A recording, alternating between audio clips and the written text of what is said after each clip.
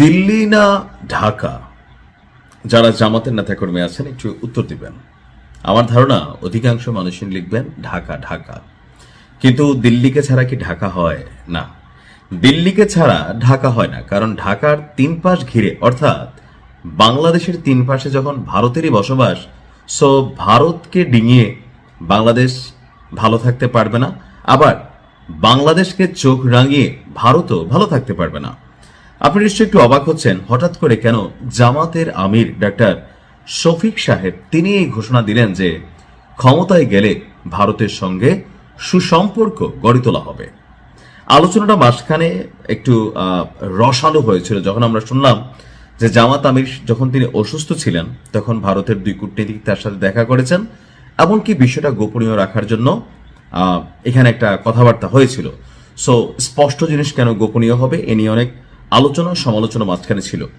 এখন বিএনপিও ভারতের সাথে সুসম্পর্ক চায়, আওয়ামী লীগও সুসম্পর্ক রেখেছে, তবে অতিরিক্ত ছিল যে বন্ধুত্বের জায়গাটা কেমন হবে, যে আমি তার সাথে বন্ধুত্ব করা উচিত যার কাছ থেকে আমার সম্মানের জায়গাটা অথবা আমার যেটা প্রাপ্য হইতে পারে 100-তে কোনোটা 95 বা ধরেন 98, কিন্তু 100-তে আমি 20 নিব আর আমি 100 দিব, এইটার কারণে কিন্তু মানুষের পছন্দ না, মানে ভারতের সাথে বাংলাদেশের যে সম্পর্ক ছিল। তো এর মাঝখানে আমরা বরাবরই জামাতের যে অবস্থান দেখছিলাম বা জামাতের যারা নেতাকর্মীরা আছে কথায় কথায় বা তাদের যে জোট আছেন দিল্লি না ঢাকা, তো সবাই বলে যে ঢাকা ঢাকা, কিন্তু এখন জামাতের শফিক ভাই তিনি যখন বলেন যে ভারতের সাথে সুসম্পর্ক গড়ে তুলতে হবে, এখানে আপনার পররাষ্ট্র নীতি বুঝতে হবে।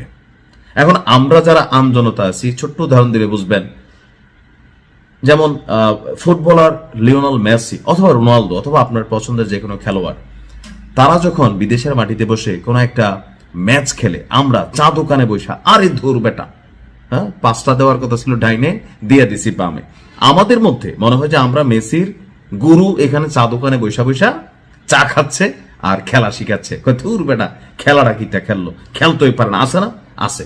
ক্রিকেটারদের নিয়েও আমরা কিন্তু এই ধরনের আলোচনা করি, কিন্তু যিনি মাঠে খেলেন, যিনি চেয়ারে বসেন, তার বিষয়টা আলাদা।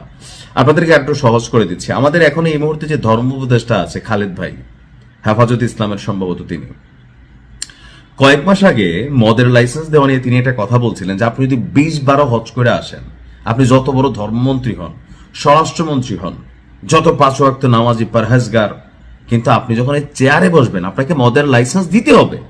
এই মদ বেচা বা বাংলাদেশে মদ যে আসতেছে এগুলোর থেকে যে টাকা বের হয় ওই টাকাই আপনার আবার মসজিদের জন্য ফান্ড হিসেবে যায়, কারণ এটা থেকে ট্যাক্স আসে, রাজস্ব আসে।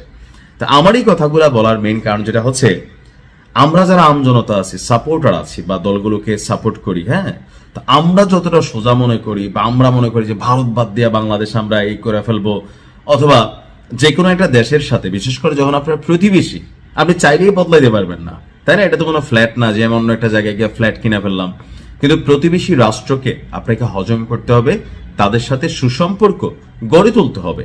তবে ওই যে ভিডিওর প্রথমে বললাম, সম্পর্কের মানে এমন না আমি খালি দেবো ভাই আর তুমি খালি নিবা, বর্ডারে মানুষ মারবে আর আমরা বলবো যে আমাদের তারা গরু সুর।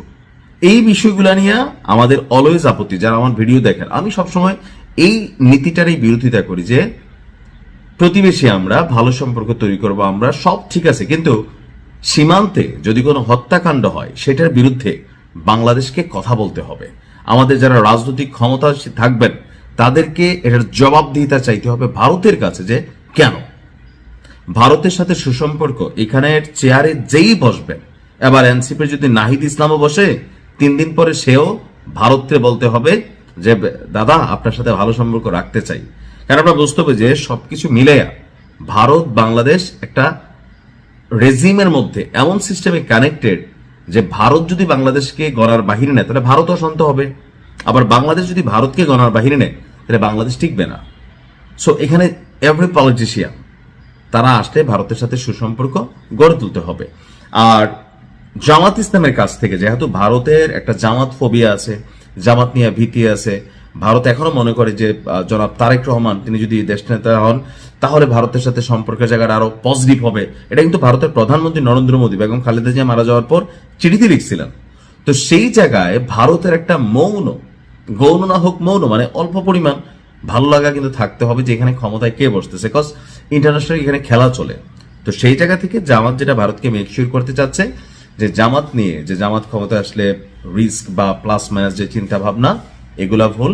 জামাত ক্ষমতায় আসলেও কোনো রকম নেগেটিভ কিছু হবে না। ভালো থাকুন, আসসালামু আলাইকুম।